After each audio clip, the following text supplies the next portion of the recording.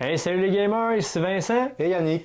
Aujourd'hui, on vous parle d'un jeu que Yannick avait en fait déjà abordé il y a 2 semaines. Il y a 2 semaines, Yannick avait fait un unboxing sur la grosse version de luxe de Teotihuacan. J'ai toujours de la misère à le prononcer. Je n'aimerais pas le nom du jeu au complet, je risque de m'enfourcher à la langue.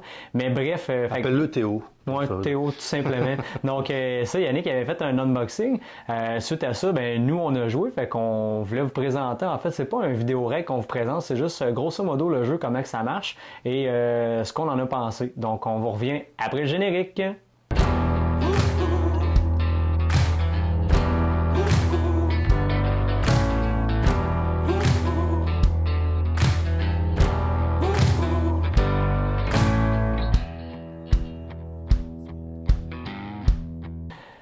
Donc, je sais pas, Yannick, si toi, tu avais déjà joué à la première version de Théo. Je sais pas si tu avais déjà joué. Oui, effectivement. On avait déjà joué. On avait joué plusieurs parties d'ailleurs. C'est un jeu qu'on avait vraiment beaucoup aimé. Et puis quand j'ai vu qu'il sortait une version Deluxe, je l'ai expliqué dans la vidéo règle, la petite anecdote, c'est que sans rien dire à ma blonde, j'ai revendu le jeu qu'elle avait acheté elle-même en fait. Et puis, je lui ai dit, sans l'avoir prévenu, une fois qu'il a été vendu, je dis, j'ai vendu Teotihuacan. Hein, comment ça, t'as vendu mon jeu? Je dis, bah oui, mais ils sortent une version Kickstarter avec des composantes de luxe. Là, le jeu est beau, il va être beaucoup plus beau, il va y avoir les extensions dedans. Mais ça a pris quand même, tu sais, commencer Kickstarter. Hein, des fois, c'est long. Puis encore, je trouve la campagne n'a pas été excessivement longue ici. Mais oui, donc j'avais joué et on avait vraiment beaucoup aimé. Je trouvais le plateau un petit peu fade à mon goût. C'était des couleurs très pastel, beaucoup de gris, mais la mécanique du jeu là, c'était on tripait là. C'était un Eurogame, placement de tuiles, gestion de ressources. Et vraiment, on avait beaucoup aimé. Ça tombe dans notre palette de jeux. Donc j'étais bien content de recevoir ce Kickstarter. Donc il fallait que je vous fasse un unboxing dernièrement. Donc puis c'est ça. Là, on va vous parler de C'était la première. Ce qu'on en a pensé. Moi, c'était la première fois que j'y jouais. Là, c'est sûr qu'on s'entend que j'ai commencé avec ta grosse version de luxe. Fait que je pense pas que j'achèterais le jeu de base un coup que tu as connu la version 2.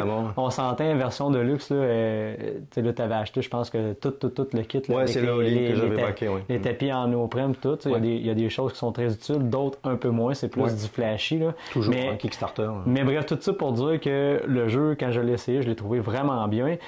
Au niveau des mécaniques, là, grosso modo, veux-tu nous expliquer un peu comment ça marche? Oui, en fait, on gère des ouvriers. En fait, au départ, on a 3 ouvriers et les ouvriers sont représentés par des dés. Donc, on va les faire évoluer sur un plateau où il va y avoir des emplacements. Et puis, chaque emplacement, on va avoir une action principale et une action de vénération. Donc, sur ces actions principales, quand on va se déplacer, si jamais il y a un autre ouvrier d'une autre couleur, et puis qu'on veut faire l'action principale, on va devoir payer, et puis la monnaie du jeu c'est le cacao. Admettons qu'il y ait 2 couleurs différentes, on va devoir payer 2 cacao pour faire l'action principale. Et puis si je choisis de faire l'action vénération, je vais mettre mon dé à un endroit de cette case en fait, et puis mon dé va être bloqué. Donc je pourrais plus l'utiliser par la suite, il y a un moyen de les débloquer. Mais je bloque un dé. Donc sachant qu'au début on a 3 ouvriers pour commencer, on a possibilité d'en débloquer un 4e. Il faut vraiment gérer ses ressources parce que c'est pas nécessairement évident. Au début, on en a un peu, ça a l'air facile, mais au final, si tu fais pas attention à tes ressources, tu vas te bloquer. Il y a quand même une façon de ramasser du cacao qui est la monnaie principale du jeu, dans le sens que si on a plusieurs dés de couleurs différentes sur un emplacement d'action, puis que tu arrives avec ton dé, tu peux faire une action qui est ramasser du cacao, qui est le nombre de dés différents sur le plateau où tu es situé, plus 1. Plus 1, ouais. Donc s'il y a 4 dés, s'il y a 3 dés, mettons, ça peut être 4 dés, parce que ça peut être notre couleur qui est déjà représentée sur l'emplacement. S'il y a 4 dés de couleurs différentes, on va ramasser 5 cacao. Puis là, c'est la monnaie du jeu, puis c'est très serré là, pour dépenser son cacao. Il y a d'autres j'allais dire monnaie, c'est pas vraiment des monnaies, mais des items. Il y a de l'or, le bois et la pierre, là, qui vont nous servir principalement le bois et la pierre à construire la pyramide de Teotihuacan. Donc la pyramide, c'est important parce qu'elle va nous rapporter beaucoup de points. Et puis l'or qui va nous servir principalement à la décorer, cette pyramide. Et puis également à acheter des technologies qui vont nous permettre d'avoir des bonus tout au long de la partie, puis de progresser un petit peu plus rapidement par rapport aux adversaires. Pour ceux qui connaissent là, le jeu à la maison, quand je l'ai regardé la première fois, ça a l'air chargé en fait là, comme plateau de jeu, mais on se retrouve quand même facilement aussi qu'on avait pris 8 à 9 emplacements en fait sur la planchette de jeu, puis déjà là, sur tes 8-9 emplacements, tu as déjà 3 emplacements où tu vas aller chercher des ressources. Du bois, de l'or, puis de la pierre qui te sert à faire d'autres actions. Tu as 2 actions qui te permettent de construire ta pyramide et de la décorer. Tu as des actions où tu peux aller chercher des technologies et une autre action où tu peux placer des bâtiments et avancer sur la piste des morts. Donc, il y a des bâtiments des nobles. Oui. Des bâtiments des nobles. Et tu as différentes pistes d'avancement, comme la piste des morts et différentes pistes sur les temples où tu peux avancer pour monter soit en ressources ou des points de victoire. Ouais. C'est un beau jeu de salade de points là, que moi j'appelle. Oui. Mais puis ça peut scorer assez haut parce que je ne sais pas comment, s'il y a des gens parmi vous qui l'ont déjà réalisé, dites-le nous là parce que ça risque d'être très impressionnant. Je vais être très impressionné parce qu'on a des jetons, comme dans beaucoup de jeux, la piste elle va jusqu'à 100. Et puis on a un jeton 200, 300 et 400. Donc il y a apparemment possibilité de monter jusqu'à au-dessus de 400 points. Là, je serais curieux de savoir parmi vous s'il y en a qui sont montés jusqu'à 400 points. Là, nous, on a eu de la misère à dépasser les 100 points. Je crois que c'est toi qui as dépassé les 100 points. Let's go! C'est sûr qu'on n'est pas habitué à jouer, mais apparemment, il y a possibilité. Peut-être avec les extensions, on marque beaucoup plus de points, mais même avec la première version, j'ai jamais joué avec les extensions. On les avait pas, les extensions, quand on avait la première version. Ce que j'ai beaucoup aimé dans le jeu, c'est qu'à aucun moment, je me suis senti bloqué. Parce qu'il y a tellement d'actions, je peux toujours faire quelque chose, même si c'est minimal. Tu sais, il n'y a pas d'auto où c'est qu'on fait « Ah, je fais rien. Je peux pas rien faire. » Non, c'est ça, ouais. Puis j'ai beaucoup aimé cette mécanique-là de vieillissement, en fait, des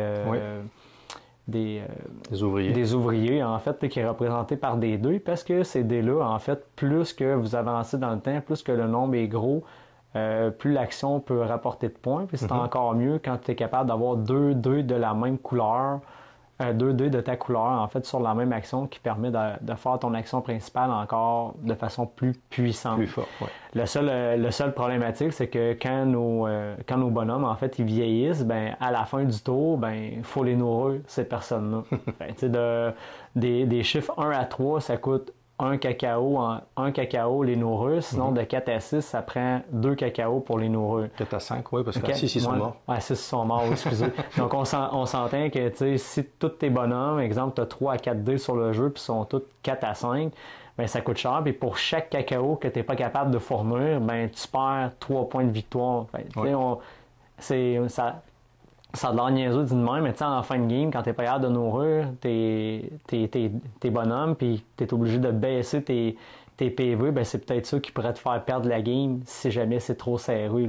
C'est vraiment important de faire attention, parce que les faire mourir, tes workers, ça donne des bonus également. Là.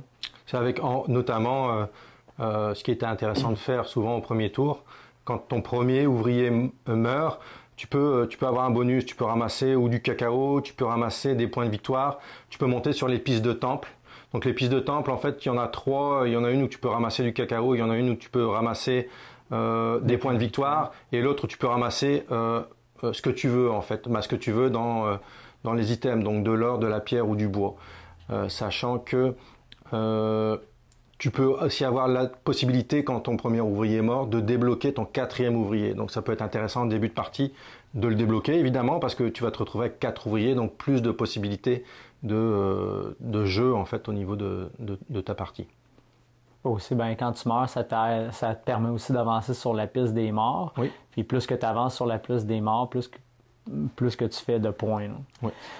Il n'y a pas une façon moins importante, plus importante. Oui, construire la pyramide, on n'en a pas parlé d'ailleurs, mais c'est important parce que ça rapporte beaucoup de points. Mais la piste des morts, ça peut rapporter beaucoup de points aussi.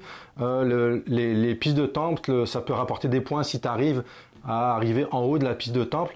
Donc il peut y avoir vraiment des tactiques différentes pour scorer des points. Parlons-en de la pyramide. En fait, la pyramide, elle se monte sur 4 étages. Donc on a une action qui fait en sorte qu'on peut construire les étages de la pyramide. On essaie d'agencer en fait les différents icônes pour faire un maximum de points.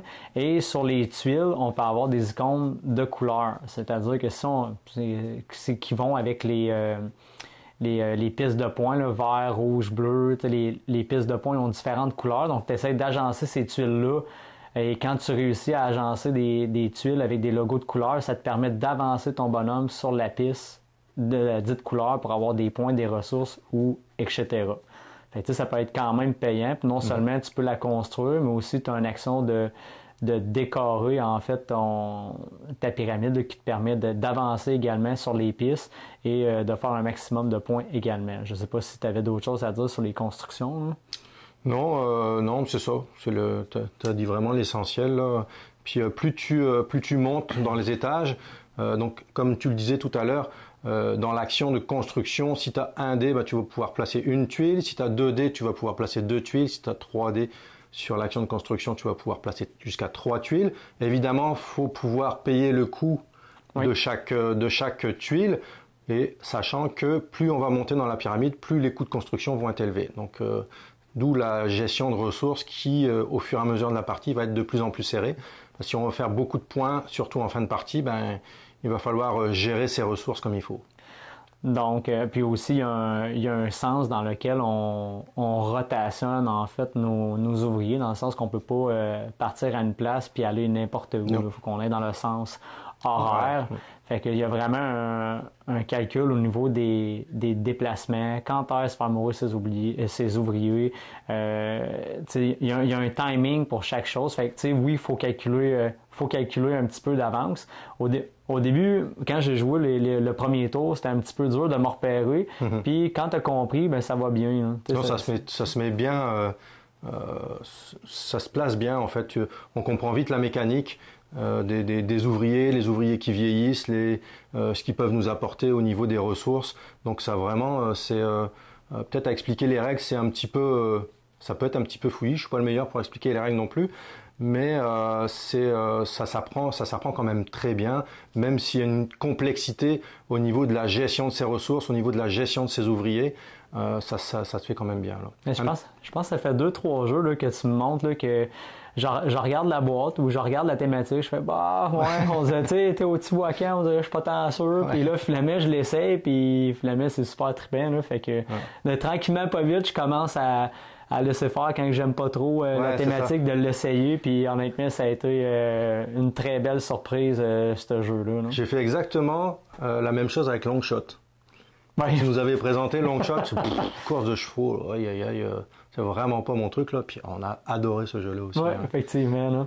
Ouais. Donc, grosso modo, on déplace nos ouvriers, on avance sur les différentes pistes, on construit les pyramides, on essaie de faire un maximum de points. Est-ce qu'on a besoin de s'étaler un peu partout? Non. Moi, je pense qu'on est capable de se concentrer sur un aspect, parce que moi, c'est ce que j'ai fait la première game en montant sur la piste des morts.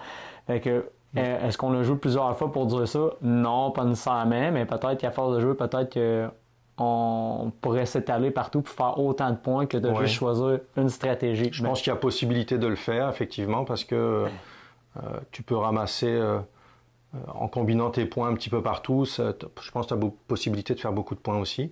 Mais ça demande beaucoup de réflexion, en fait, dépendamment de où tes ouvriers vont se retrouver à un moment donné et de où les autres ouvriers vont se retrouver aussi, parce que s'ils sont aux emplacements où tu as besoin d'aller, c'est sûr que ça va te coûter cher en ressources. Oui. Donc, alors, de façon générale, t'en as pensé quoi de Théo? Théo? Ouais. Je l'aime bien, Théo. C'est un bon gars.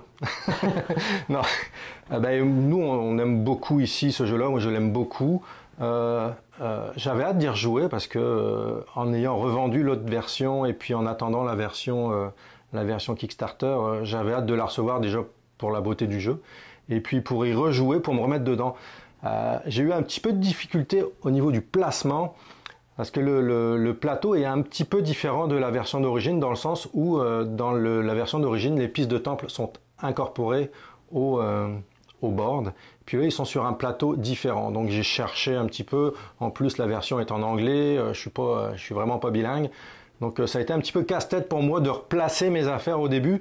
Puis bon, une fois que c'est placé, après c'est tout. Une fois qu'on a compris que non, les temples sont sur un autre plateau. Réfléchis un petit peu, Yannick. Oui, ça a bien été après par la suite. Une fois que c'est placé, c'est placé. C'est un jeu qui est quand même, somme toute, quand même, qui prend du temps à installer. C'est pas, mais on l'installe pas non plus pour 30 minutes. Donc c'est des parties qui sont quand même, je sais pas combien de temps on a joué. On a joué 2 heures.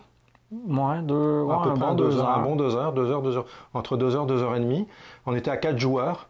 Donc pas le maximum parce que dans la version Kickstarter, là, il y a une extension pour 5 joueurs. 5 joueurs, ça doit être vraiment long par exemple, je pense.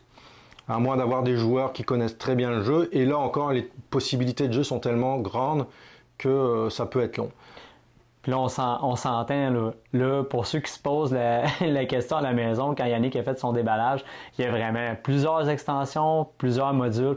Est-ce que le jeu de base se suffit à lui-même? Bien sûr que oui. On s'entend, c'est une version Master Deluxe.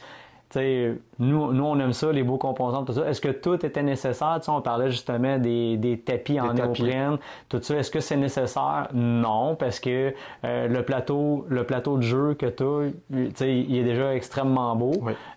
Puis pour les plateaux de joueurs, on en avait parlé, tu as les plateaux de joueurs en néoprène. Moi, de mon côté, j'aimais mieux les plateaux de joueurs inclus dans la boîte parce qu'ils sont encavés. Ils sont encavés, ça permet de garder les ressources et les choses, en place. Fait que non, je pense pas que c'est nécessaire, mais tout ça fait beau, mais non, c'est pas nécessaire.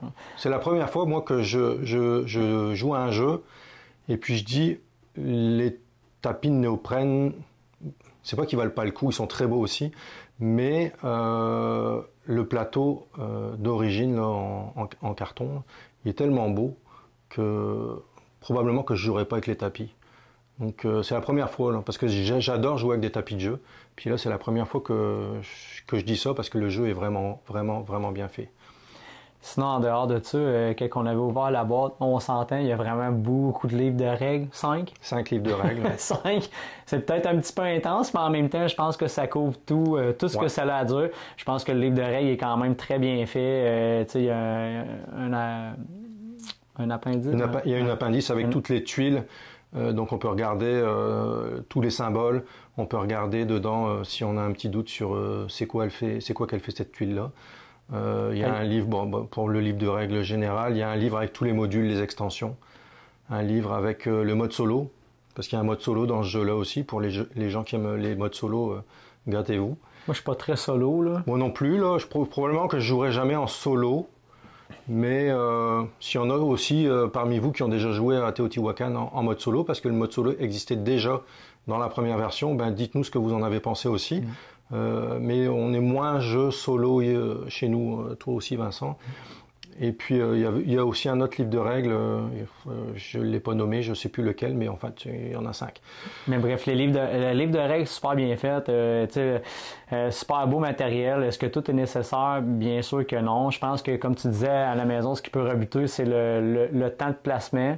De mon point de vue, je pense que le temps de placement vaut largement l'expérience de jeu, mais je sais que c'est pas tout le monde qui aime avoir des jeux avec des longs temps d'installation. Mais ça veut juste dire que tu installes avant que la visite arrive et non pendant. Parce que ça se peut que tu perdes une coupe de... On s'entend, on parle pas d'une installation de 2 heures. C'est quand même long, puis je pense que c'est un petit peu long à serrer, mais pour l'expérience que ça donne, je pense que ça vaut le coup. Là. Moins long qu'à installer que Frostpunk. Ou Gloomhaven. Ou Gloomhaven, ça n'a pas rapport quand même. Là. Mais bref, on reste quand même dans le raisonnable, mais pour ceux qui ne sont pas habitués d'installer des gros jeux, oui, ça peut rebuter, donc de l'installer avant que la visite arrive pour ne pas perdre ton groupe. Sinon, au niveau des mécaniques de jeu, je pense que au niveau des mécaniques, c'est rien de compliqué, il faut juste vraiment calculer. Je pense que ça a été très bien fait. C'est simple, on s'y repère. L'iconographie, je pense qu'il n'y a pas... il n'y a pas de demi-mesure, il n'y a pas de place à l'interprétation, c'est très clair ce qui est marqué sur le board, ce que tu as à faire.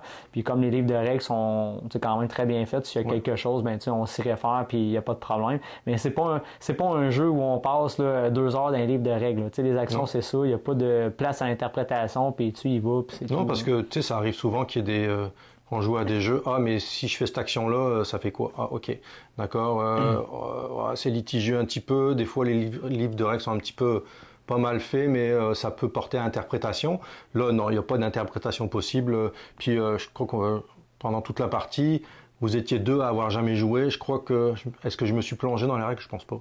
Non. On n'a pas regardé du tout les règles, donc...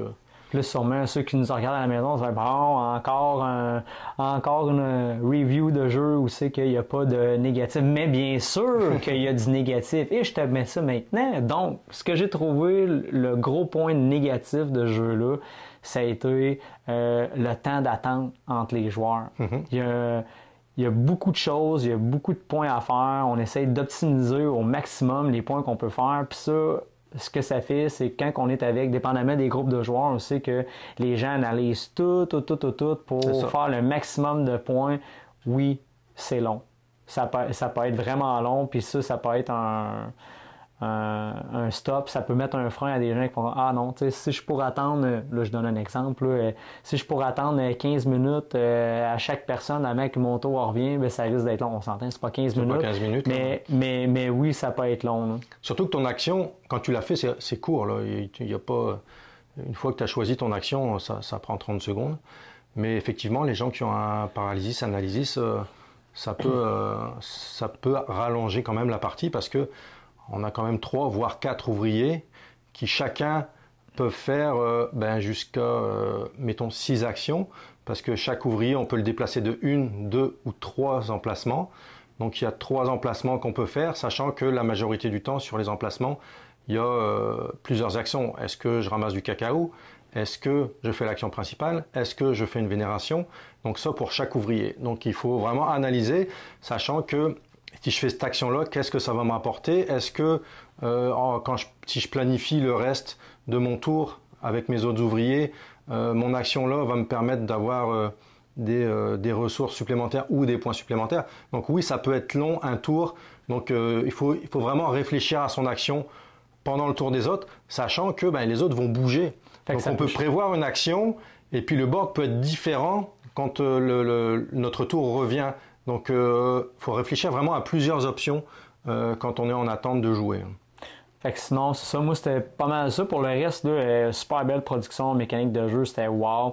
Mais vraiment, pour l'installation et les latences entre les joueurs, ça peut être quelque chose qui peut rebuter certains joueurs. Toi, de ton côté?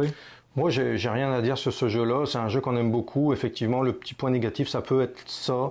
Les tours peuvent être parfois un petit peu longs. Si on est 4 joueurs et puis que les 4 joueurs, on décide de prendre notre temps pour jouer, les parties peuvent être longues. Mais au niveau de la mécanique, c'est très complet. Gestion de ressources, placement d'ouvriers, le nombre de possibilités est vraiment grande. C'est un jeu avec une grande rejouabilité. Oui. Donc, pas grand-chose à dire. C'est vraiment un jeu que j'adore. Donc, tu lui donnerais la note de combien sur 10? 8,99, je te dirais. Pour pas lui donner 9, mais c'est dans mes jeux préférés. Moi, je lui donnerais la note de 9 sur 10 pour Théo. Fait que vraiment un excellent jeu. Là, on vous le dit là, à la maison. Là. Thématique, si ça te rebute, va l'essayer parce que j'ai fait la même affaire au début, mais vraiment un excellent jeu. Fait qu'il faut dépasser des fois la thématique pour aller voir ce que le jeu peut cacher, mais vraiment une très belle surprise pour moi. Puis là, vu que j'ai commencé avec une édition pool de luxe, ça va être très dur de revenir avec une édition de base. Donc, c'est ce qui complète dans le fond notre tour d'horizon au niveau de Teotihuacan. Vous, à la maison, on veut savoir s'il y en a qui l'ont essayé cette version-là, ce que vous en avez pensé. Et on vous dit à la prochaine! Salut!